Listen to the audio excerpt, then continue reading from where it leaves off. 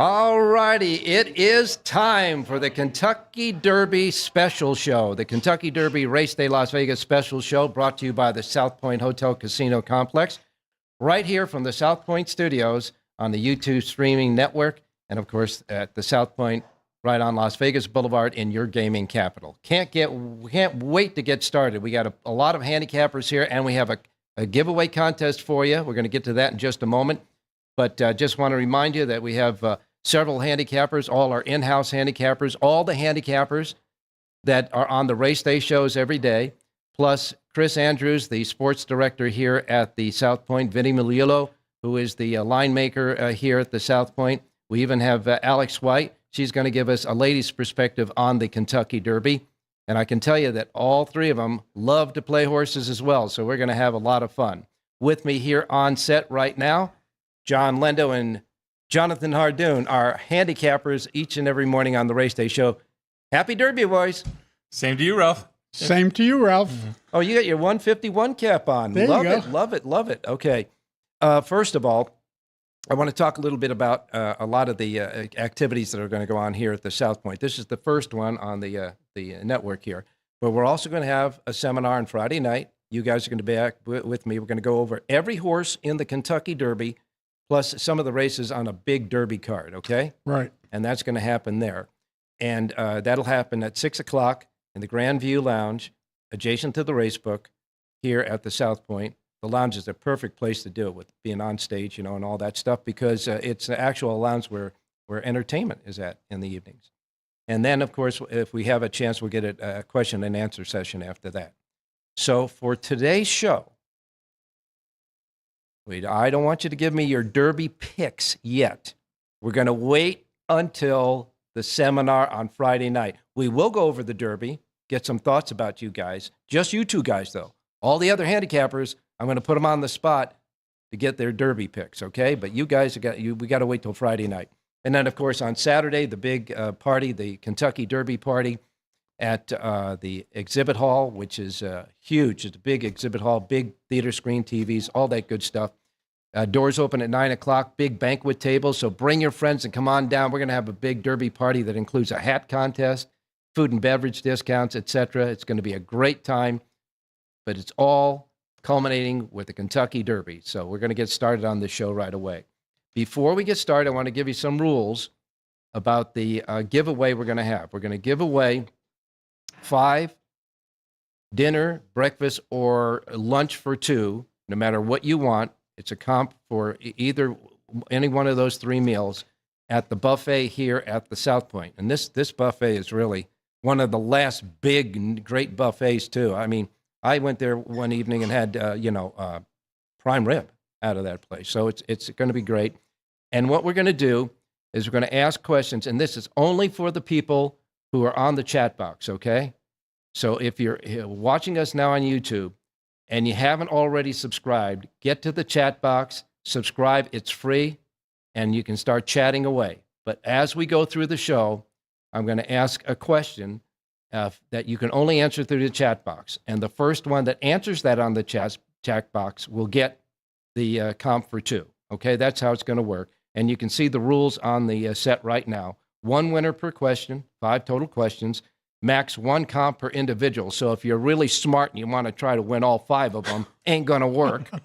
You get the first one, and then you give other people a chance to do that.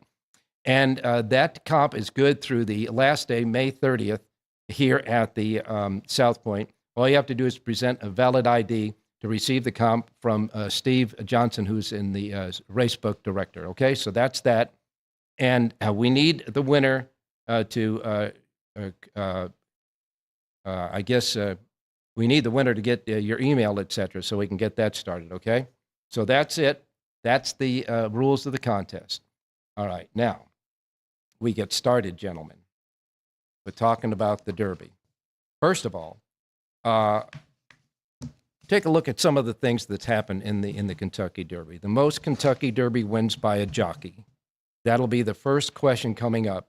So we will wait and get that out of the way so that you guys can get on the chat box right away to get the first Kentucky Derby winning jockey, the most wins by a jockey in the Kentucky Derby. I'll give you a little hint. It's a tie between 2 jockeys. So you can give us either one of those 2, and that'll be fine, okay? And we will go with that. Now, gentlemen, let's take a look at the Kentucky Derby field first. And we'll go over the Kentucky Derby field with the graphics here. And, first of all, I want to remind everybody that there is a number 21 in this race. The number 21 is Baeza. We've been talking about him throughout the entire time that they did the entries. He's in the spot somewhat like Rich Strike was. He's an also eligible, and the only way he gets into the Derby field is by having one of these horses in the top 20 have a late scratch like what happened to Rich Strike. Now, the scratch time is 9 a.m. on Friday morning, okay? And by that time, if nobody scratches out, even if there's a later scratch afterwards, he does not get in. So we're waiting on pins and needles to see if Baeza gets in because he could be one of the factors in this race, okay? And Flavien Prat will ride him if he gets in the race. If he doesn't get in the race, then Prat will be on another horse. So let's take a look at the Derby horses. We can get them up on the screen. We'll get the Derby horses going. Number 1 in the Kentucky Derby. And that, of course, is the one hole in the Kentucky Derby, by the way, isn't what it used to be. It isn't a total kiss of death. It's not good, but it's not a total. It's a little kiss of death. Yeah, a little kiss of death. Because with the new starting gate, at least the one horse is not going into the inner rail as soon as they open the gate. But from number 1 is Citizen Bull. That's the Bob Baffert horse who won the Breeders' Cup Juvenile. But I got to tell you guys, this horse has been tailing off lately. Well, the one thing about that did change with the entry, Bob Baffert was going to run this horse without blinkers for the Derby. They drew the race. He worked the horse on Monday, and all of a sudden, no equipment change. So because he drew the rail, you leave the blinkers on, and you just have to come out of there running. So it might have changed the tactics for this horse. Yeah, he's not going to sit off. He's going to have to go. I mean, I think he's going to have to go. And even if he doesn't make the lead, he's going to be forwardly placed. But it's still a bad post, Ralph. I know you said it's not the kiss of death, but when you break from the rail and you have nothing but speed outside of you, you're up against it. Let's face facts. All right, Neo Equus is number 2. That's the horse that Pratt's going to ride if Baeza doesn't get in. Then you have Final Gambit. He's going to be number 3. Rodriguez, another Bob Baffert trainee who won the Wood Memorial, I believe, rather easily with Mike Smith. He'll be the 4 horse. And then number 5 is American Promise. The 6, I believe, is one of the 2 horses that got in through winning races in Japan. Correct. Well, he won the UAE Derby, right? Admire Daytona. Admire Daytona, right. Yeah. The Japanese horse. Yeah, he won the UAE Derby. By nose. He'll be number 6. Number 7 is Luxor Cafe. That is another horse that got invited from overseas. Number 8 will be the race favorite, is the race favorite right now with advanced wagering, and that is Journalism. That's the horse that won the Santa Anita Derby. So Journalism is the 8 horse. Number 9 is Burnham Square. You guys, this is a winner of the Bluegrass Stakes. And any thoughts? I'm not allowed to talk about it, you said. So. Well, no. I mean, any thought? I didn't ask you for your pick. I asked you for thoughts about it. He's live in this spot. Okay, good. And he will run all day. You won't have to worry about a mile and a quarter for Burnham Square. The 10 horse is Grande. That's owned by Mike Rapoli, so that's going to be an interesting interview on the show, that's for sure. Todd Pletcher, John Velasquez. The 11 is Flying Mohawk. The 12 is East Avenue. The 13 is Publisher. This is the horse that's still a maiden. That Pratt rode in his last 2 races. 2 races, but gave up on this horse. And I can tell you the Publisher would be, I think, only the 4th maiden to ever win the Kentucky Derby. Last one was in 1933, by the way. I wasn't there that day. I might have remembered it. I don't know. And Ralph, he loses Pratt, but he gets Irad Ortiz. You have a maiden that picks up Irad Ortiz. Irad Ortiz. Asmussen's looking for all the wins he has. He's missing one big one, and it's the first Saturday in May, and he'll have 2 shots, I guess. All right. Number 14 is Tiz-tastic. That was the winner of the Louisiana Derby. The 15 is Render Judgment. Kenny McPeek's looking for 2 derbies in a row, but this one would be a surprise. 16 is Coal Battle. This horse did a lot of damage there at Oaklawn Park, winning several of their stakes races, but finished 3rd in the Arkansas Derby. The 17 is Sandman. Number 18 is Sovereignty. That was the big winner of the Fountain of Youth and ran 2nd in the Florida Derby. The 19 is Chunk of Gold, who has finished 2nd several times, but he's an outsider post 19. And post 20 is Owen Almighty, a horse who has shown speed in the past, but when you're from the 20 post, I guess the only thing you can do is gun from the gate. Yeah, they were talking about rating him. I think they're going to have to revert back to the original strategy. If they rate him, then he'll be getting a hot dog at the top of the stretch. Exactly. And 21 is Bezos, who's on the outside. Baeza. Oh, Baeza, I'm sorry. Yeah. On the outside looking in. Bezos is not a horse. He is a horse. There was a horse, Bezos. Yeah, the one that I'm talking about wasn't, yeah. In any case, although we didn't do ladies first, since I'm going to get an opinion from you guys tonight, right on the show, of the Kentucky Oaks. We're going to go over to the Kentucky Oaks field right now. That race did not oversubscribe or didn't even get to the 20 limit. Well, no, 14 is the max allowed in the Oaks. So they did draw full field. But no also eligible. No. Because that at 1 1/8, John, gets to the first turn in a hurry. Yes, it sure does. Number 1 is Early On. Number 2 is Simply Joking. Number 3 is Fondly. The 4 is Drexel Hill. The 5 is Quick Kick. The 6 is Ballerina de Oro. The 7 is La Cara. This horse, this filly, I'm expecting to go to the lead.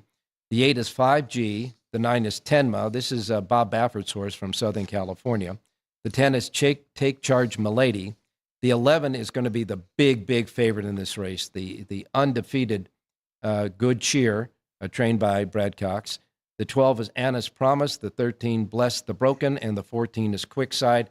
That's how the Kentucky Oaks is laid out. And gentlemen, I can ask you for your opinions there because that will only be reiterating at the seminar because I'm going to wait for the seminar for your Derby picks. So what do you see? How do you see this? Go ahead, John. Well, I think Good Share is really, she's just so much better than these, Ralph. The barn is extremely high on her. They've been high on her since day one. She's 6 for 6. She's never done anything wrong. So what we're going to do here, obviously, is have to turn a 3 to 5 shot into maybe a 10 to 1 shot and look for some value horses underneath, the old Jerry J play.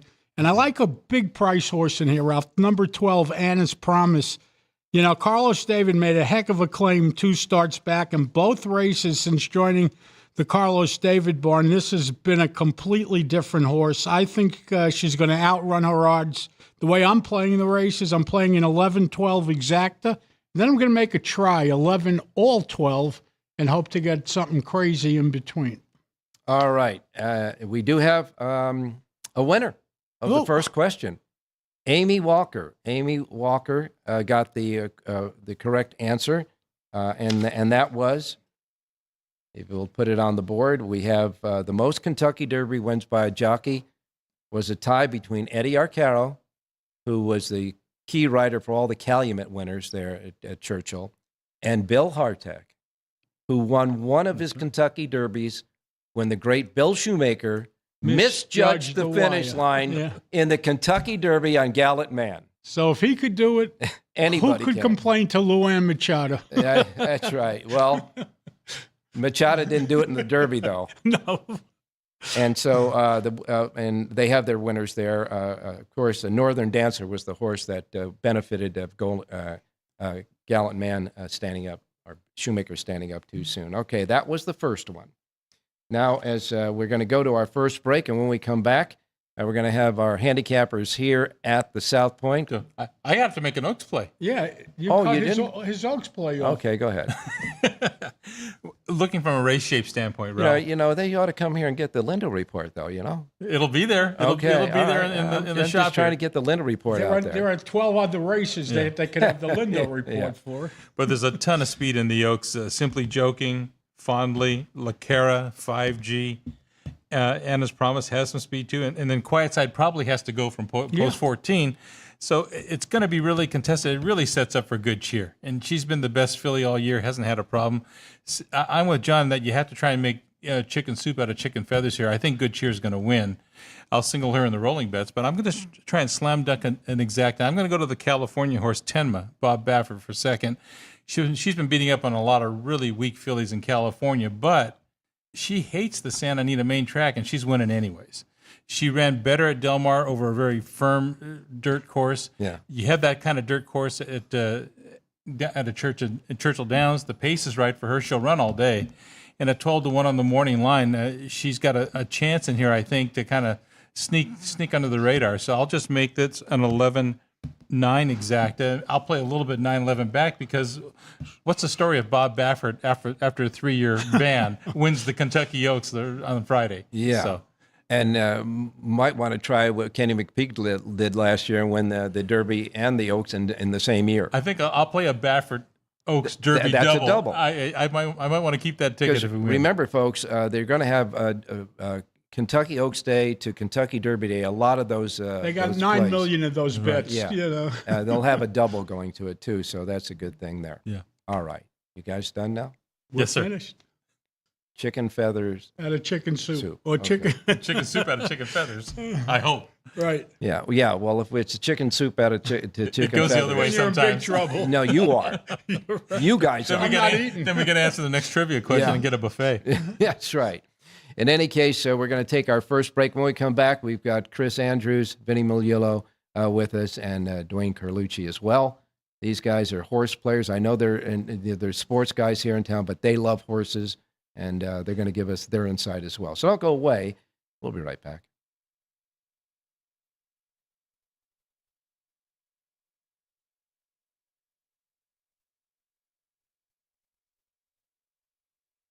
Seat Showroom is one of Las Vegas's top destinations for live entertainment. Enjoy live performances by classic Vegas entertainers, bands, and today's hottest comedians, plus a rock and dance floor. You can also enjoy live entertainment at the Grandview Lounge, where you'll feel all the vibes of old Las Vegas.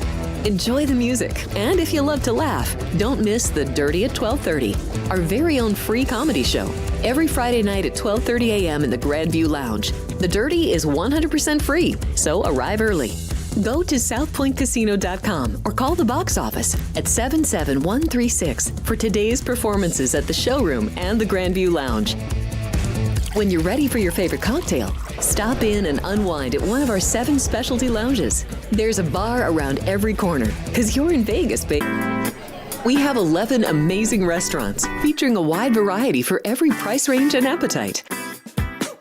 South Point's Garden Buffet has something for everyone at unbeatable prices. Or, if hunger strikes in the middle of the night, join us at Coronado Cafe.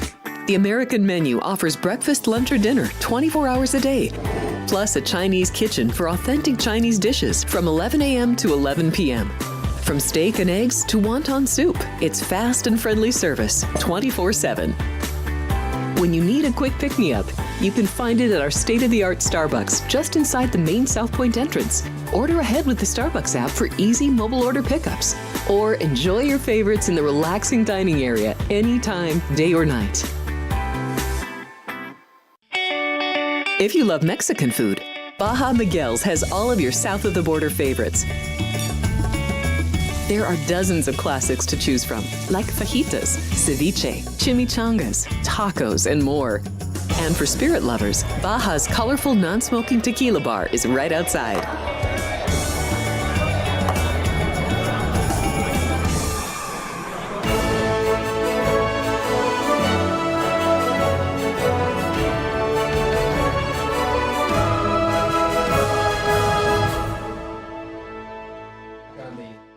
Back on the Kentucky Derby special show, and now we have the Murderer's Row here for us. But before we get to that, I want to get to the question number two. Question number two for the comp is this.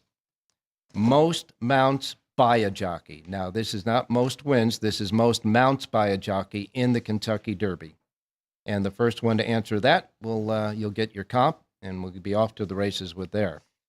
Just want to mention a few things that are traditions at the Kentucky Derby. First of all, the Garland of Roses was first devised. The first horse that ever won the Garland of Roses in the Kentucky Derby was in 1932.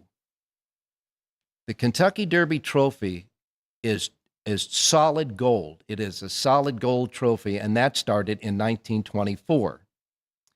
Now, the Derby glasses, the collector Derby glasses, started in 1938, and there will be over 127,000 mint juleps served over Oaks and Derby days. That's the record from last year, 127,000 of these mint juleps, so people can get those Derby glasses. And, of course, tomorrow, instead of Thursday, it's Thurby Day, and Thurby Day started just a couple of years ago in 2018. Now let me bring in our guys, the Murderer's Row I'm talking about. We got Dwayne Corlucci of the Rampart Hotel Casino. You're the race and sportsbook director there. Next to him is Chris Andrews, who is the sports director here at the South Point. And next to me is Vinny Miliolo, who is the odds maker here at the South Point. All of these guys love to bet horses. So, gentlemen, good day. Good seeing you, Ralph. Thanks for having us on again. Happy Derby Day. Yeah, I know. One of my favorite days of the year. Okay, now right. We like to, but we also like to drink the mint juleps too. I know where 125,000 of those 127 are going.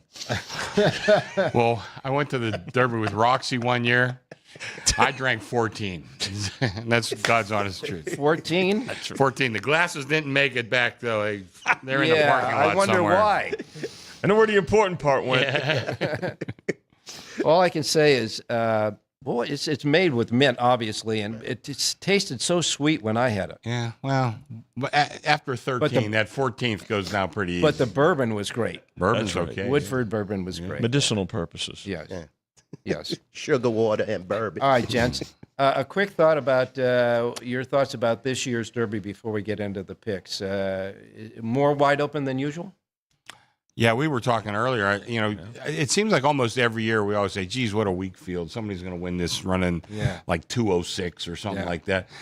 Not this year. I think this year is a very, very good field. I think you can make a case for most of the horses in the race to at least hit the board in one of the exotics. I don't know about winner, but I think you got about a dozen horses that maybe could be the winner. Run after Rich Strike, whichever one. Rich Strike, yeah. Rich Strike. I mean, it's hard to eliminate any of them, but I think it's a really good field. You know what happened right after Rich Strike's win every year, and it's going to happen again this year, the horses that should be like 80, 90 to 1 are going to be like 30 to 1, 40 to 1, because people are going to be thinking about Rich Strike. Yeah.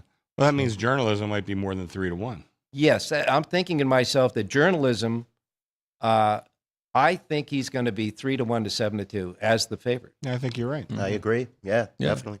I think, Ralph, too, to Chris's point, you have pretty, it's a diverse field too, right? In terms of talent, in terms of the accomplishments of the horses and all. We've been anticipating one of the Japanese horses in recent years, right? When are they going to make it to the winner's circle? This could be that year. I mean, let's face it. I mean, Luxor Cafe, I think, is going to get a lot of support. We're going to talk about Luxor Cafe. The other thing that you brought up is, because it's the Derby, it's the most wagered race of the year, and everybody gets involved with it. And guess what? The casual fans are going to get involved with with the long shots more so, and I think that's going to impact the prices not only on the long shots, but as Chrissy said, you're gonna get a better price on some of the favorites. Well, I know that most of the pro gamblers that I know are looking at the gimmick. They want to get the exacta. They want to hit the trifecta. They want to hit the superfecta because if you get rattle it in home right, I mean, it's going to be a life changer. Yeah, it could be a big score. Yeah, for sure. It could be a real big score. And even if journalism wins, I think this thing's going to pay off anyhow. Yeah. And so we'll go. Well, Ralph, every year you watch the prices on the exotics because it's so spread out. It seems like there is a lot of value. Now, of course, you have to have the winner. Yeah. But it seems like the payouts are probably more than they should be to somebody that does actually hit it. Yeah, that's why we love these days as handicappers, Sure. because you get over your value. And like you said, Ralph, definitely, even if he wins journalism, the favorite or Sandman, you're going to get a nice payoff on this Derby. Now, let me ask you this. We remember what happened last year. Do you think this is going to be a blanket finish here, or do you think somebody's going to just kick away at the 8th hole? Well, usually Second somebody 20. kicks away, but I mean, I don't know. That was a classic finish Great last finish. year. Sure One of was. the best. Yeah. And we all know who should have won that race. You talk about Japanese horses. I Yeah. think he should have won that race. Okay, Probably so. gentlemen, we'll get started with the Kentucky Derby then. We're taking a look at the race, and I guess we can start off with journalism and work around that. First of all, legit favorite? I think so. And I know, and I'm a guy, I don't like to play favorites too much. And I'm not picking journalism, but I have other reasons. But I would say this. Let's say he's 3-1. And I think that's probably about the lowest he would be. Yeah.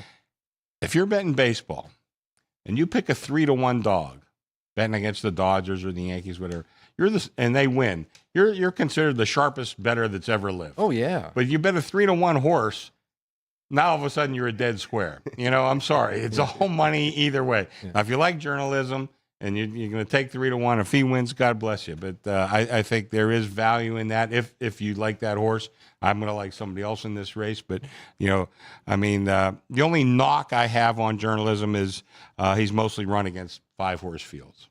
But he's a very, very good horse, no doubt about it. Chris, I can only tell you this. That 5-horse field he ran in the Santa Anita Derby was like a 20-horse field because he got trapped. 4 horses, only 4 horses he had to beat. Trying to get around 4 horses, and he gets trapped in the race, and he had to run a lot harder than he should have to win that race. So he's had a little experience about getting knocked around a little. Yeah, listen, he's a terrific horse. There's no doubt about it. But, weeding through 4 and 5 horses, it's still a lot different than weeding through 20. You better believe it. You better believe it. Vinny, I think in the entire Kentucky Derby, it's run like a rodeo for, the 2 minutes that it's running. But, boy, you got to break out of that gate really good. And we were chatting, it's a good point, Ralph, because you have about 5 horses, right, that are typically, they're going to go to the lead. But in this race, given the traffic, which is like a completely different set of circumstances, a 20-horse field, there's going to be a lot more horses, right? Because the rail, of course, Citizen Bull we know is going to go out. But if you're way on the outside, you've got to try to get, you've got to get there too. You got Citizen Bull and Owen Almighty, 2 horses Yeah. that are speed horses. So there's going to be a lot more, I think, horses that try it. So the horses are going to have to adjust their styles a bit. So that's a dynamic that has to be brought into it too. And again, as Chris mentioned, you're navigating a 20-horse field. It's a completely.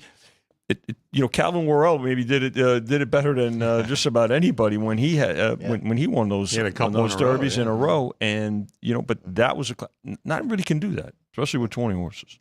Well, we'll wait and see. That's for sure. All I can say is that I think the complexion of the race is for the horses that are going to be like the stalkers, because you've got about 4 or 5 horses that we know are going to go for lead or are suggested by their past performances and their post positions. But then there's going to be about 10 guys wanting to get that garden spot. Yeah. And by the time they hit the first turn, that might be a 5, 6, 7 wide scramble. You know, if they got to make a decision when they pass under those twin spires, whether they're going to try to hold stalking position or come back a little and make a run at it. That's for sure. I do have one more comment on journalism. Something I thought was interesting. He's only been favored one time in his career, and that was the last race. Yeah. You know? I don't know. I just think that's interesting. Now he's going to be the favorite in the Derby. Yeah. Well, you got a publisher who, shows a lot of ability, and he's a maiden, so we'll wait and see. Yeah, right. Dwayne, well, you go first. What's going on here, boy? Well, it's going to be tough for journalism.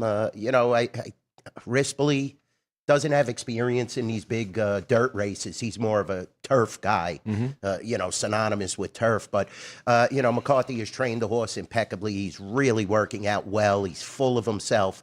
And, he's one of those horses, like you said, Ralph, that he's going to need that position in the second tier. He's going to be looking for a position. You can't. You can make up tons of ground, but then you're in Mind That Bird and Rich Strike a couple of years ago. So it becomes difficult to navigate. And, Rispoli has got a lot of work to do. So there's going to be a scramble for the lead. Like you said, Ralph, the inside post, the outside post, the 1 and the 20 are going right for the lead. They're going to go right. There's like 18 in between them. They're looking not to get jammed.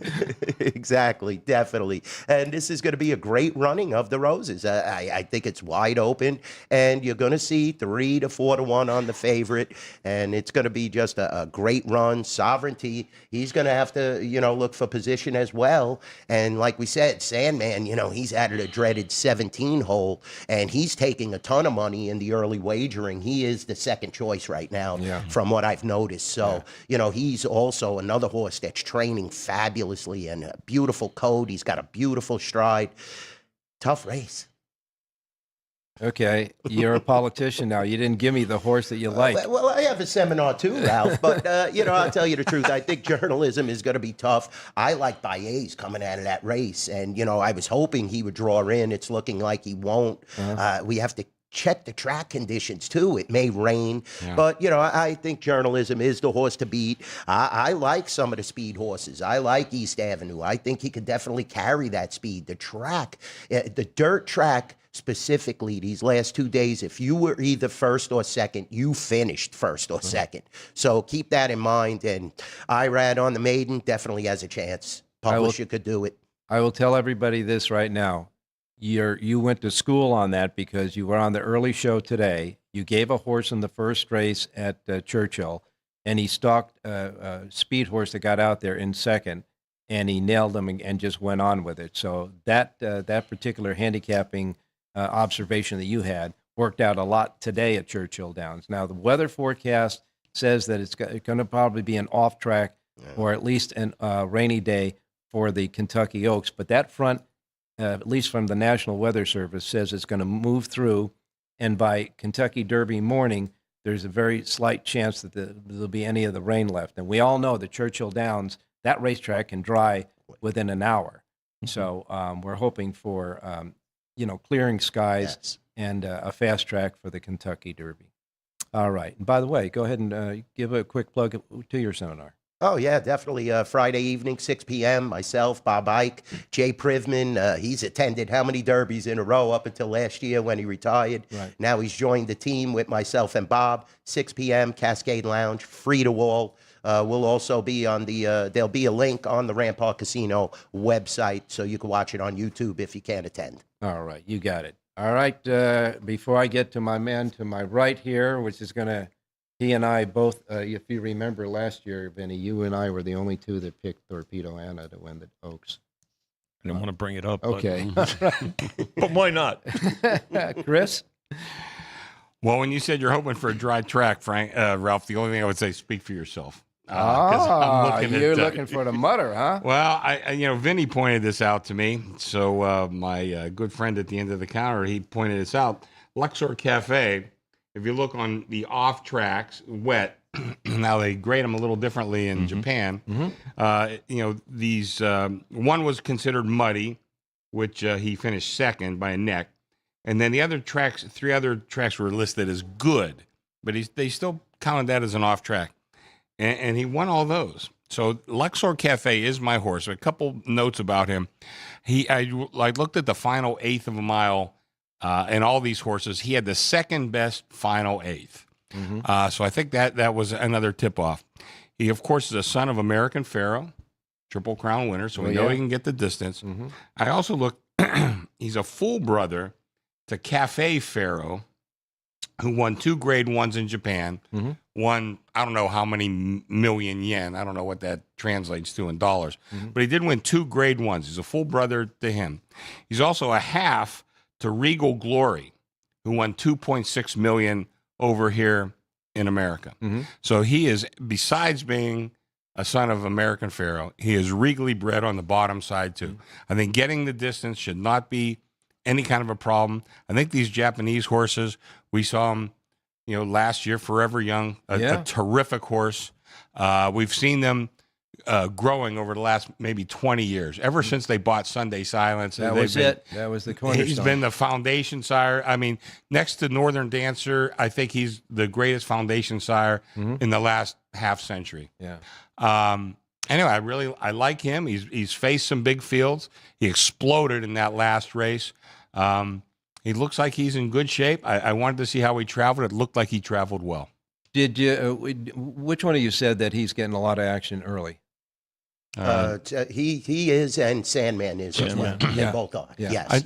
Luxor Cafe's taking tons of money. There's people out there talking. I mean, there's a couple of different opinions, but somebody told me he's the wise guy horse. Right. I had him after I saw that last race, and like I said, I always like to be I'd say an amateur student of breeding, and I liked his bloodlines. I think he's a terrific horse. Now I'm going to play him to win. I'm going to play him front and back in exactas because I think this race is so wide open. I mean, one of these 30-1 shots might win the race, might run second, and I'll probably figure out a few trifectas along the way too. But I'm definitely going to do those strategies. So you're keying. I'm keying. I'm betting him to win. Yeah. But I'm going to key him front and back in the exactas. And isn't in an old saying in sports, he's owed one. The Japanese are owed one. Yeah, after last year. And even going back to like Derma Sotogake. There was another one many, many years ago that that didn't fire, but Auferve over in ran well in the Arc de Triomphe, and was a favorite, I think, in the Arc de Triomphe, didn't win. So I think the Japanese, they've been knocking on that door, and I think they're ready to win this one. And I got to tell you that not only for the Derby, but all the big international race days and stuff, the Breeders' Cup, the Saudi Cup, etc., these Japanese horses are to be reckoned with now. You bet. Yeah. Class. All right, Vinny. Did I say Calvin Worrell earlier? I meant Borrell. I had my baseball hat on, thinking of Todd Worrell. All right. It's a lot of information in here, Ralphie. Listen, I can see how journalism... Is that what you called it, information? Yeah. Journalism, look, made the morning line favorite. Holden's pretty steady right there, I think, with Sandman and Sovereignty pretty close. I get it. You have to use them. I'm gonna take a chance, though. I want to get a price this year. I mean, I did talk to Chrissy. We were talking about I'm going to use Luxor Cafe. How about American Promise? I mean, look, when you look at you look at the speed figures, that's not all there.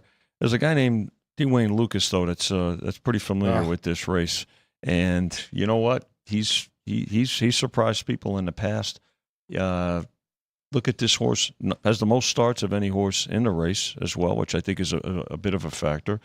And it's got three trips over this Churchill track, which I think is helpful, particularly, again, I'll go back to the traffic factor. Luxor Cafe, I love the lineage, and 3 wins when it's damp, as Chrissy indicated. So, but also, I'm going to pay close attention to the speed factor.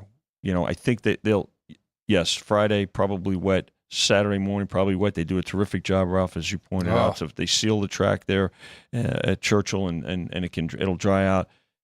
I don't know. You got to use Rodriguez in my exotics too. Ran big race, yeah. He ran a big race in New York. Now here we are. We don't know about Baeza. If Baeza runs, I don't think you can not include that horse on your tickets. So for me, I'm gonna take I'll take a bit of a price here. I'm gonna go.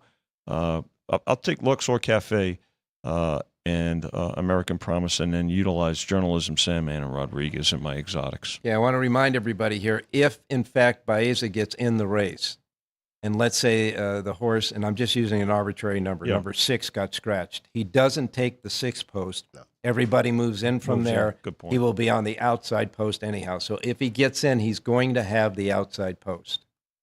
And, you got to keep that in mind. But he will be getting Flavian Pradaboy. Yeah. That makes up for a lot. Not too bad. It sure does. Absolutely. That's for sure.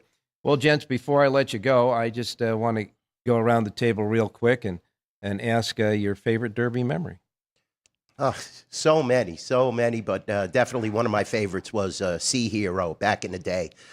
Mac Miller, just, a horse that I sniffed out real early on and, made a nice future wager on him. And he was definitely one of my go-to horses. I remember also in the Mirage, we were back in the day when Go for Gin won. And Sloppy Track, we made a ton, me and my dad, on that race. My dad, actually, I'll give him credit with that one. And Chrissy got him home, and just so many great memories. Chris? Swale, going back to 84. I mean, I had him pegged early. I bet him in the future book. And if everybody remembers, Devil's Bag was his stablemate. And that's something. He's better than Devil's Bag. And that horse was going to go off the favorite and wound up getting injured. But I had Swale, bet him in the future book. I just loaded up on him. And I mean, I was still pretty young at the time. I just had my first kid. And, that just helped pay a lot of bills, I would say, after I picked him. And it was a very popular win for Lafitte Pink-Eye Jr. And I've met Lafitte. Who is the greatest, one of the greatest jockeys of all time, yet he was trying, and he finally got the win on Swale. I loved it. I mean, he was on Sham, of course. Could never get past Secretary. I loved Lafitte, and that was a great win for me, too. I have two, Ralph. I have 86 with Willie Shoemaker and Ferdinand. Just a great horse, great story. I mean, love Willie Shoemaker, but Chrissy hit it too. Sham getting beat. Secretariat. I mean, and the thing that I loved about Secretariat in 1970, didn't Secretariat run like 11 or 12 races before he ran in the Derby? I mean, again, a completely different set of circumstances and dynamics than we deal with today. There's horses that don't run that many races in their career. And by the way, he set 3 records and 3 Triple Crown races. All 3 of them were records. Yeah. But here's the irony of that. He got beat in the race before the Derby as prep by a horse called, I believe, Angel Light, who was an entry of his. So Angel Light bailed out all of those people that bet Secretariat that day. So it was really something Those else. 2 are my favorites. All right, gents, I know that we're going to have a big party there in the exhibit hall on Saturday, right? Yeah, we're up in the exhibit hall this year. We just overflowed the ballrooms. Last year, so let's get everybody out there. It's, typically fantastic menus, food and drink, and TVs and everything else that we do here at the South Point. It should be a fantastic time. It's going to be a fantastic time. And I know that you guys will be, going up there and checking it out. So anybody out there that wants to see these guys, not to mention our guys for the race day show, come on out. We're going to have a lot of fun. And all I can say, gent, is this is going to be one hell of a run for the Roses.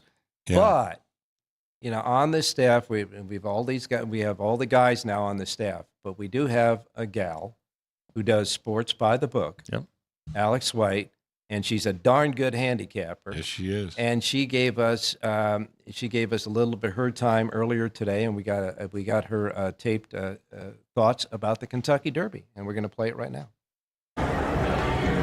Hi, Ralph and crew. Thanks for asking me back again for the Derby special. I feel honored. Everybody who doesn't know, I'm Alex White, co-host for Sports by the Book. You can find us Monday through Friday, 10 a.m. Please give us a follow for all your sports betting advice. I'm going to give you my pick of the weekend, though, for this Saturday. Bob Baffert, first time back in 3 years. I won with Justify in 2018. I'm picking one of his 2 horses. It's number 4, Rodriguez.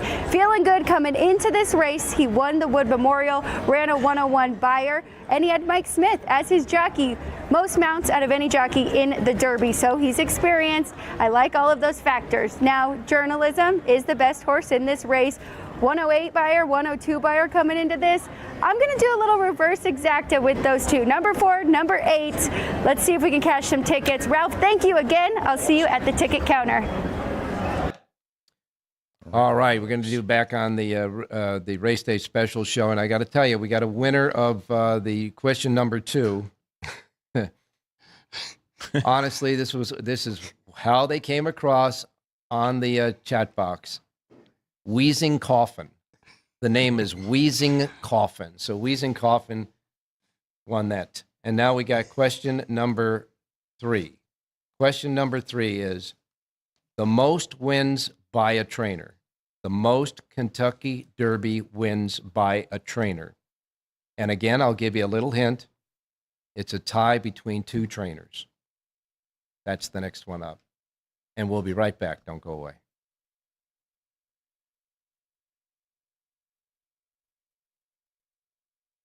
If you're celebrating a special occasion or just love fine dining, you're in the right place. Come experience the crown jewel of South Point restaurants, Michael's Gourmet Room. Welcome. With over 600 different types of wines and magnificent dishes prepared tableside, you'll revel in the rich classic Vegas decor and the best black tie service in the world. This intimate gourmet room has earned accolades galore. Come to Michael's Gourmet Room for an unforgettable dining experience. Another famous restaurant is the Silverado Steakhouse, where you'll find the charm and service that discerning patrons require. From top quality steaks and chops to fresh seafood and desserts, you'll love the award-winning wine list and menu at Silverado Steakhouse. Steak lovers have even more options with primarily prime rib. Catering to hearty appetites, the menu features a variety of flavorful prime rib cuts, dry-aged to ensure tenderness, and then seasoned and slowly roasted. Although prime rib is our specialty, it's not the only thing on the menu. There's something for everyone. South Point Casino has plenty of attractions for the whole family. Catch a movie. Our 16-screen movie theater includes 2 XD Extreme screens for the ultimate in viewing, sound, and luxury. After the show, treat the family to a variety of treats at our old-fashioned ice cream parlor, Kate's Corner. We scoop up a variety of creamy concoctions, including smoothies, hand-dipped cones, milkshakes, malts, sodas, and sundaes. At Kate's, there's something for everyone. And if you've still got time to spare, our bowling center might be right up your alley. Voted Best of Las Vegas, it's a great place for friends and family fun. 64 lanes, a pro shop, snack bar, and arcade. And while the kids are bowling, you can play slots and sip on a drink in the Alley Cat Lounge while overlooking the lanes. For our more serious and professional bowlers, the South Point is also home to a separate tournament bowling plaza.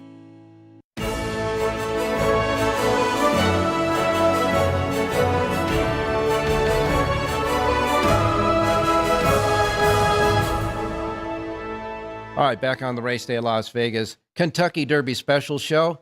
We got sharp people out there. Jonathan and John back with us on set. We got some sharp people out there because we already got the answer to the question number 3, which was the most wins by a trainer. It was a tie. The gentleman or person who hit it, we all got nicknames on the chat. Nobody gives their right name anymore. But anyhow, the nickname, the moniker of Warrior 1. And the most wins by a trainer, it was a tie between Ben Jones, who was, of course, the trainer of all those Calumet winners back in the 40s, and Bob Baffert, who has 6 each. So they have 6 each. So we know Ben can't get 7, but Bob can. Well, Bob had 7, Right. and it's back down to 6. Yeah, right. Right. In any case, that's it. So let me see if I'll get to question number. I'll get to question number 4 as we go to our next break. So we'll do that. Anyhow, I got some other key things records in the Derby.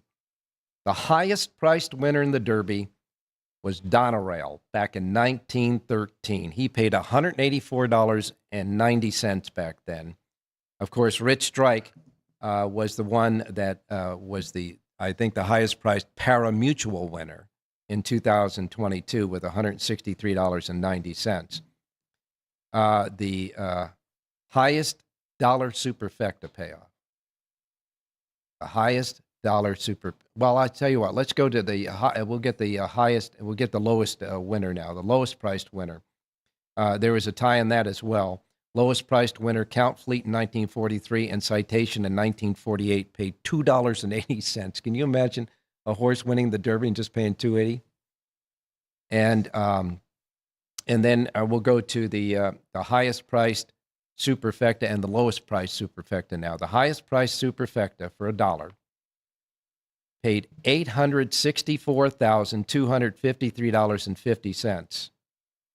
That was in 2005, and that was Giacomo, which Jerry Jackowitz gave out in a seminar with me. I was doing a seminar with him at the time. He gave that horse out, and that was the highest priced superfecta ever, the dollar superfecta there. Now that's a life changer. The lowest priced superfecta for $1 was $350, and that was when Silver Charm won in 1997. So a little bit of highs and lows as far as pari-mutuel is concerned. And a reminder, too, that superfecta on Derby Day is $1. It's not 10 cents like they usually are. They're $1. They're $1. Right. Okay, we've got some late-breaking news as far as you were talking to Vinny Miliulo offset, and you convinced them that they were going to have head-to-head, right, boys? We will have head-to-head wagers here at the South Point. So we don't know who the matchups are yet. They will work on that as we get closer to the race, but there will be head-to-heads available here. So come on out, check them out. It's exclusive here to the South Point. Do you guys remember how many head-to-head we had last year here? There was one that we liked. Yeah, in the Breeders' Cup, they had a couple of really good ones. Yeah. And it's always worth looking at. You notice, folks, that they give you that chuckle as if they had the thing? Is that the bet that you won, that one there? Yeah, I think a horse finished 15th, but we can. And that's the great thing about it. When you talk about head-to-head, folks, you don't have to win the race. All you have to do is beat the horse that you're matched up against in the head-to-head. And like he said, in this race, you can finish 19th as long as the horse that you're head-to-head with finishes 20th. So remember that. Head-to-head wagering. It'll be here at the South Point, certainly on Derby Day. I want to thank Vinny for doing that work, too. Excellent. Yeah, I can't wait to see what they are. Okay. Now, I want to go to, I guess we're going to go to Rich Eng and Jerry Jackowitz. We'll go to Richie first, and then we'll wrap it up with Jerry. Richie, good morning, good afternoon, good day. Hey, good afternoon. I'll say hi to all you guys and all the viewers and listeners out there. Hello. Well, it's a morning somewhere that's watching this because we go around the world on YouTube, that's for sure. Richie, I see you got your 151st Kentucky Derby sweatshirt on there, buddy, and you're ready to go. Those racing forms, racing forms are out already. Mm-hmm. The Racing for Advance is out. Someone from Kentucky, a friend of mine, brought this shirt out for me, and I'm ready to go, Ralph. All right, buddy. Now, if you're ready to go, we want you to fess up for how you see the Derby. Well, I've been listening to all you guys. There's like a million ways to handicap this race, and you can attack it from all different angles. The angle that I like to take a look at is, I try to break the race down as far as how the race shape's going to be. And when I looked at the 20 horses in the body left by Asa out for now, I saw 6 horses that I marked down as S1, meaning speed or need to be really close to the lead to be effective.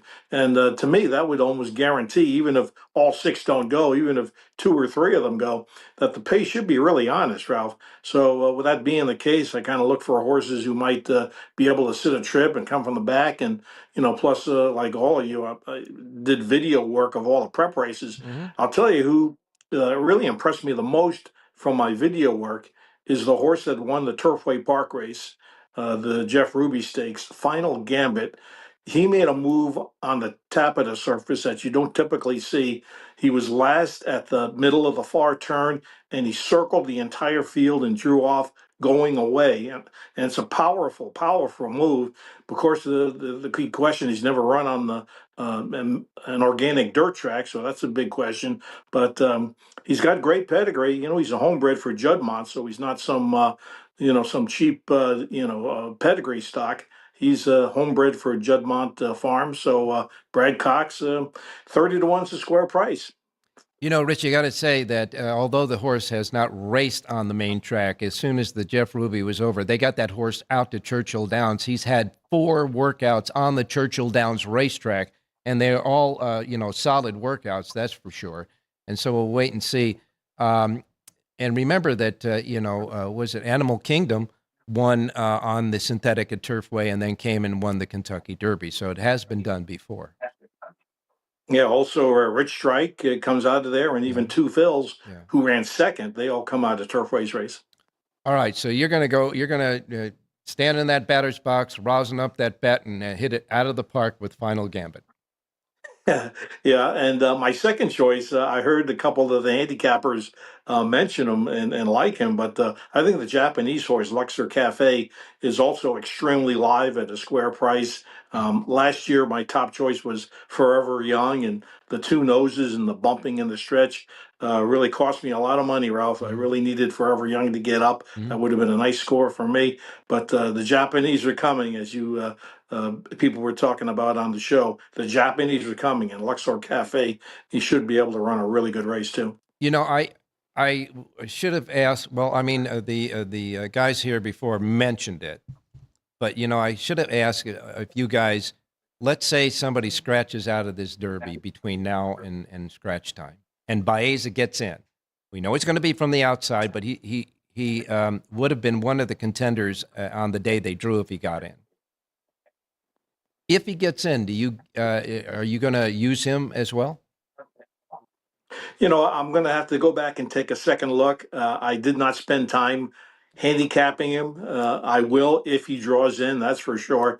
But, when I took a look at Journalism, who's going to be a solid favorite, Ralph, one thing that kept sticking out to me was, he's had 5 races in his life. 4 of them were in 5-horse fields. And it's really, it means something to me as a handicapper when he has not run in a big field in his entire life. I know he got in a little jackpot in the last race of Santa Anita Derby, but that's not the kind of jackpot you're going to run into in the Kentucky Derby when you're surrounded by horses front, left, right, behind. It's a whole different field than a 5-horse field. So I think Journalism is going to have to grow up, even though he's certainly a very talented horse. All right, you got it, my man. And of course, you'll be with us on the race day shows every morning, so we'll get the latest from you in the morning. And as you know, we've had several stories so far for this Kentucky Derby, breaking news in the morning. And as long as it keeps breaking, we're going to have it. And you never know what might happen in the next couple of days. That's for sure. So make sure you stay tuned to the race day show tomorrow morning. Get Richie's thoughts as well. Hey, thanks a lot, Rich, and happy Derby, buddy. Hey, thanks, Ralph. Thanks, John, and all the viewers and listeners out there. Good luck. All right, now we're going to go to Jerry Jackowitz, who was a guy who picked Giacomo for that big payoff in the Kentucky Derby. Sure. Jerry, good afternoon. Thank you. Good afternoon. Giacomo, and he's sort of interesting in that, as a discussion point to this Kentucky Derby, because back when we picked him, we picked against the Fleet Alex. Fleet Alex was much the better horse before the Derby and after the Derby. It was a little bit like Kismet catching Giacomo in the Derby, and that's a good thing. And to bet that way is okay. But Fleet Alex had run too big in the Arkansas Derby. He ran on my sheets an 80, which is very strong, and usually knocks a 3-year-old colt out. And that's really what happened with the Fleet Alex, is that he sort of, the word is bounced off of his big effort in the Arkansas Derby. Same thing happened to Point Given. Also, Point Given didn't like Churchill Downs. But same thing happened to Point Given, almost to the same number in his Kentucky Derby when he was roundly beaten by a very good Monarcho. So, it's catching these horses in stride when they're ready to really produce their A game. And sometimes the best horse is not ready to produce his A game. You're not going to win this Kentucky Derby with your B game. That's just not going to happen. So, well, at least I don't think it will. How do you see this Derby? Well, I mean, really, it all goes through Journalism. Journalism ran his best race in the San Felipe. It was with the bias that day. He was close to the pace. Somebody made a comment about he doesn't have speed. This horse has plenty of speed. He's tactical. He can get himself into a race. But he was very close to the pace, sitting like third on the rail, and then he tipped out and he went down the center of the track looking like the second coming of Hindu, Secretariat, or any other horse you want to mention. Yeah. He was fantastic, and it was a big, big effort. And then the last race, the Kentucky Derby, it was a tactical race. Baffert tried to back the pace up. He had, a vanguard of horses boxing journalism in. Mm-hmm. Journalism was fighting the bit from the backstretch into the far turn.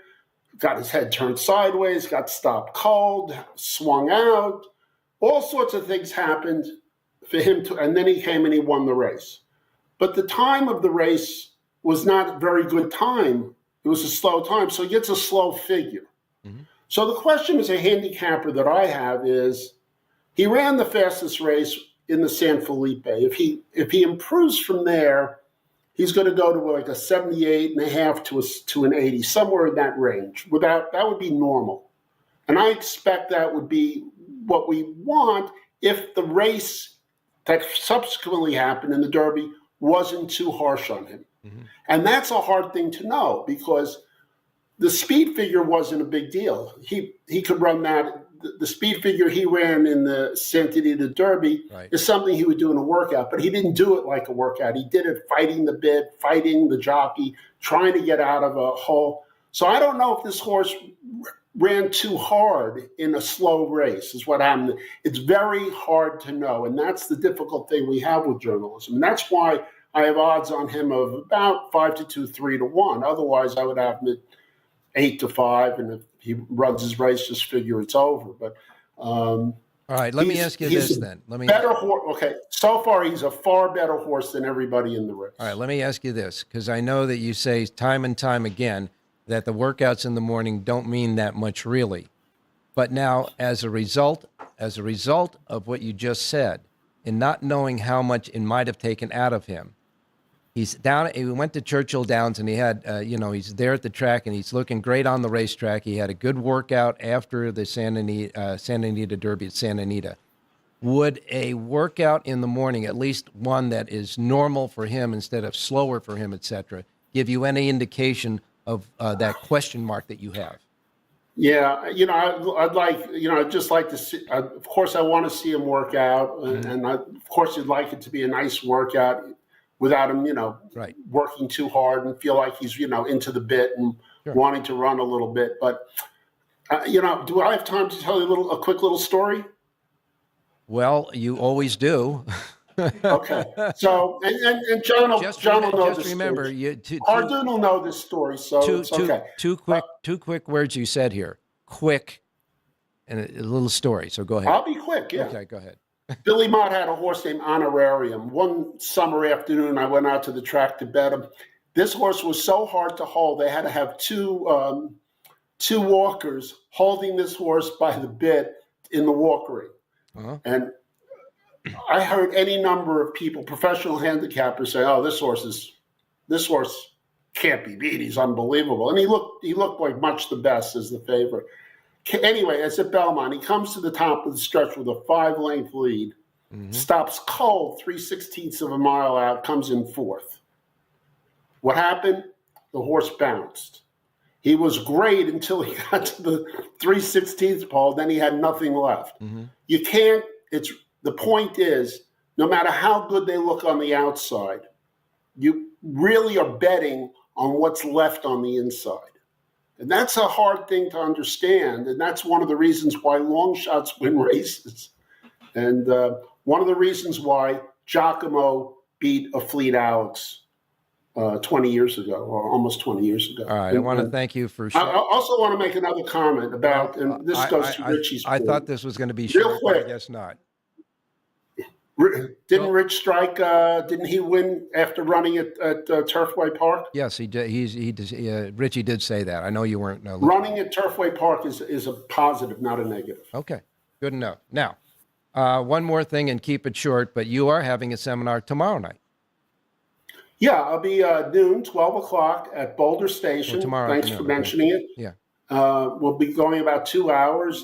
Come and visit with us in the Racing Sports Lounge. At Boulder Station at noon tomorrow. Yeah. Okay. You got it. And of course, Isn't tomorrow Thursday? yes, and yes, it is, Jerry.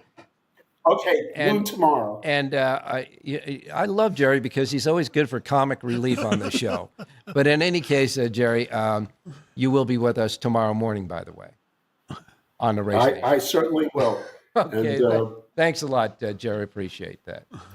it's great to see John and John together. I always. Now, now listen, folks, we got 2 more questions to get to. So here's the question going into the break, and then we'll get another one coming out of the break. But going into the break, here's question number 5. The most Kentucky Derby starts by a trainer. The most Kentucky Derby starts by a trainer. We're going to go to our break, and then we come back. We're going to have Steve Johnson with us to tell us all about what's going on in the book here, the race book here at the South Point. Don't go away. South Point offers all the types of entertainment you'd expect at a first-class Las Vegas resort. Did you know our 400-seat showroom is one of Las Vegas's top destinations for live entertainment? Enjoy live performances by classic Vegas entertainers, bands, and today's hottest comedians, plus a rockin' dance floor. You can also enjoy live entertainment at the Grand View Lounge, where you'll feel all the vibes of old Las Vegas. Enjoy the music, and if you love to laugh, don't miss The Dirty at 12:30, our very own free comedy show, every Friday night at 12:30 a.m. in the Grand View Lounge. The Dirty is 100% free, so arrive early. Go to southpointcasino.com or call the box office at 77136 for today's performances at the showroom and the Grand View Lounge. When you're ready for your favorite cocktail, stop in and unwind at one of our 7 specialty lounges. There's a bar around every corner, because you're in Vegas, baby.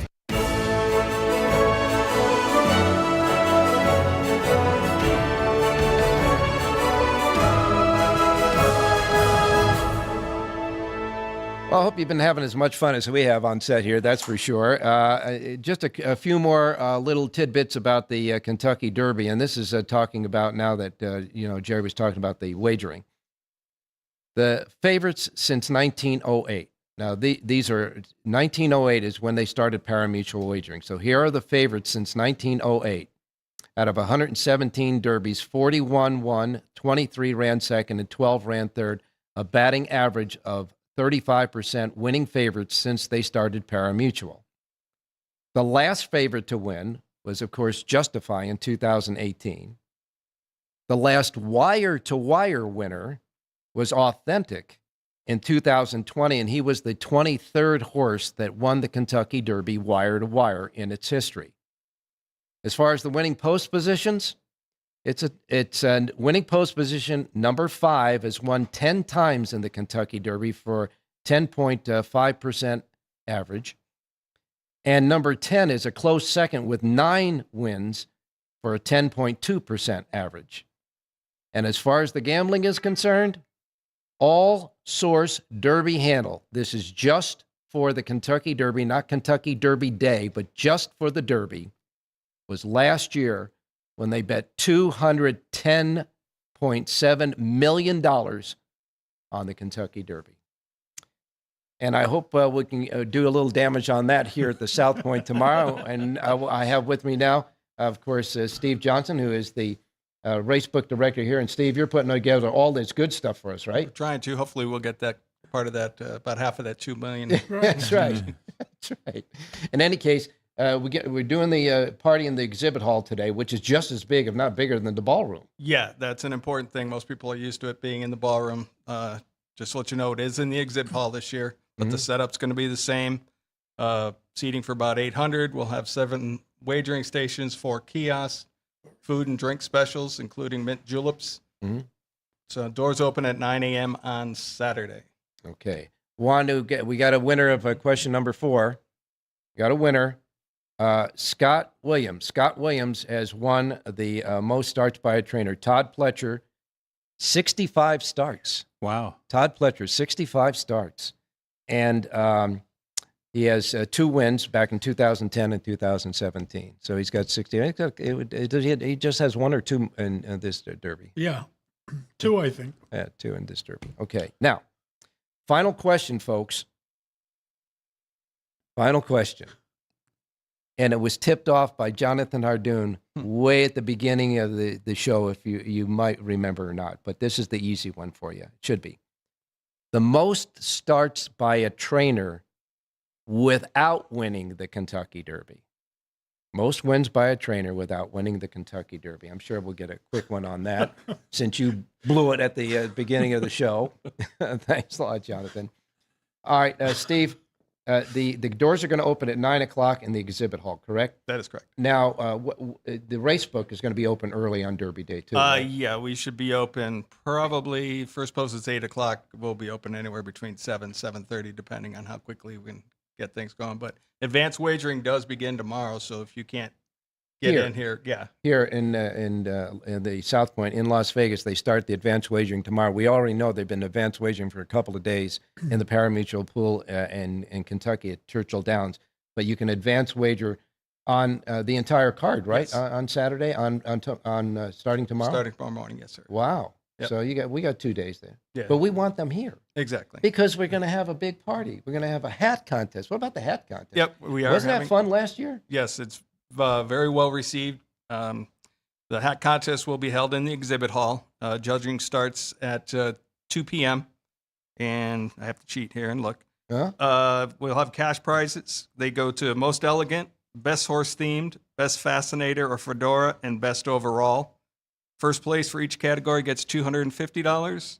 Second place gets $100, and the best overall will get an extra $200 themselves. Wow. I got a I'm dumb. getting I got a hat. dumb I'm question. going to get a new hat. I've got a dumb question. What's a fascinator? Fascinator. Something little you thing. attach. Oh, the That's little a- itty bitty thing. Yeah. Oh, okay. I had to look it up. Yeah. Okay. I mean, I remember last year there were some really good hats. You guys had a hard time really, judging to get one from the other to win it.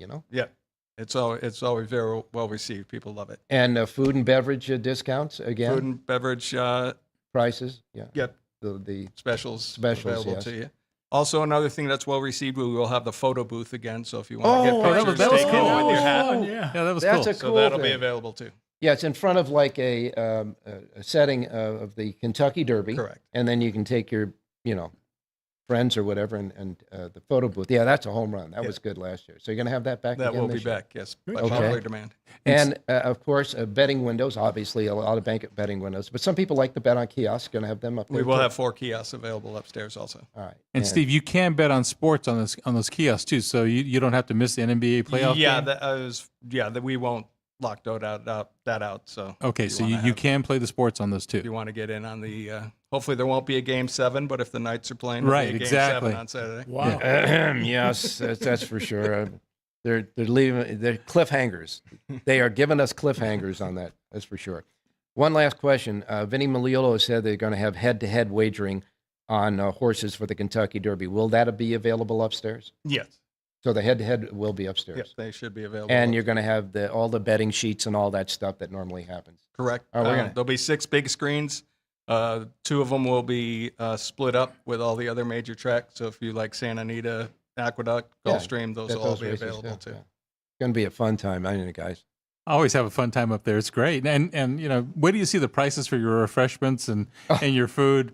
There is no gouging here. They're going to give you a chance to put that money through the windows, but it'll be the food windows and the wagering windows. Yeah, I got to tell you right now, as far as, the thing about it is you start off by not having to pay to park your car. Obviously, you don't pay to come in. You're not paying for the seats. You're going up there, and by the way, folks, they're big banquet tables, so bring a party with you and have a party there. It's going to be a lot of fun, and big betting pools. And take it from me, these guys are going to come through with some winners for us. So we're going to have a good time. Steve, anything else you want to mention? I assume you guys have gone over your the seminar on Yes. Friday. Don't But wanna you can miss it. redo it though. That's Just fine. a reminder, Remind we will have the seminar in the Grandview Lounge, 6 p.m. The Grandview Lounge, for those that don't know, is next to the Racebook. Mhm.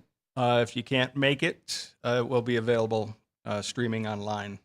Oh, we'll be online at the South Point. SouthPointCasino.com on the race book Yep. part. You click on the race book section. It'll be on my radio show too, thoroughbredla.com. Okay. I'll have it there as well. So Then that's the seminar on Friday night, but we want them to come here as well because they can ask questions of you guys. They can put you guys on the spot with question and answer. Oh, they never do that. Yeah, right. Yeah.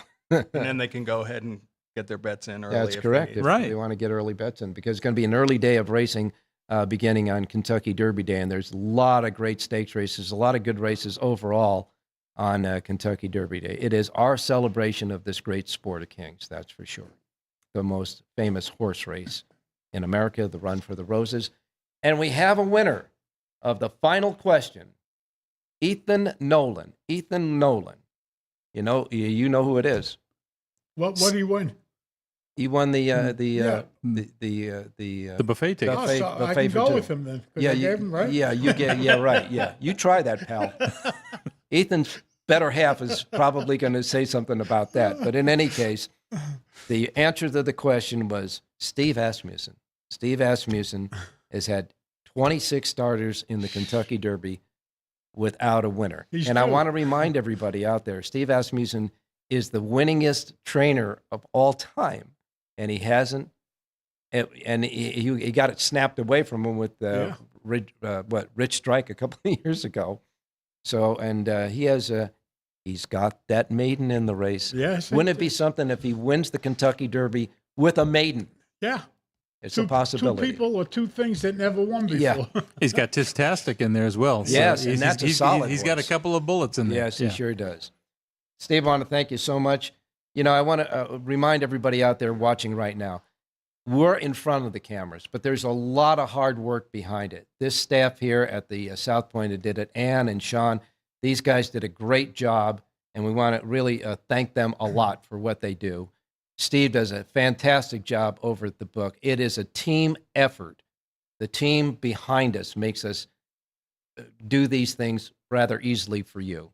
And as long as you keep responding for us, we'll keep doing them here because that's what the owner, Michael Gahn, would want. Exactly. Yeah.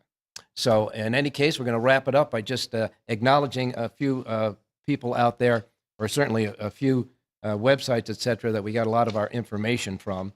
And along with that, we want to thank all of our handicappers today. Of course, our in-house handicappers, our guys that do the race day show every day, Rich Yang, Jerry Jackowitz, Jon Lindo, Jonathan Hardoon on set, and then, of course, Chris and Dwayne and Vinny and Steve and Alex. And I hope I didn't forget anybody. I'm sure you did. But in any case, it makes my job a lot easier. So we want to wish you this. Come on out and enjoy the Derby with us here at the South Point, beginning with the seminar Friday night, ending up with the big party on Saturday for the Kentucky Derby. Our last wish for everybody involved in the Kentucky Derby is this. Just as long as we get the horses and the jockeys around in that race nice and safe, we'll deal from there. So happy Derby Day. Thanks a lot for watching, and we'll see you tomorrow morning on the Race Day Show. And I got a little tease for you for tomorrow morning's show. We might have some breaking news for you, so don't go away. Tomorrow morning at 7 a.m. Pacific time. Thanks a lot, everybody.